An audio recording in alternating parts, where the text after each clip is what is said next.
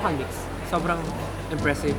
Talagang naramdaman ko na uhaw na uhaw sila and gustong-gusto nila manalo. Yun yung nakita ko and naramdaman ko.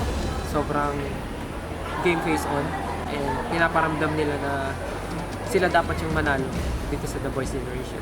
Ang napapansin ko sa kanila, sobrang grabe talaga yung expectation, hinihigitan pa nila. Kaya hindi na ako nagsasabi ng kahit ano, basta ipakita nila kung anong gusto nila ipakita sa audience namin and kung ano yung tunay na tunog nila ipakita.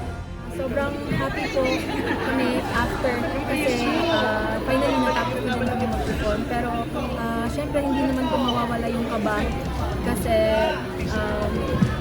magaling din yung kalaban namin which is ang Portlanders. Happy din po ako kasi naitagulit ko namin yung performance namin. And for Portlanders, ayan po, magaling talaga po sila.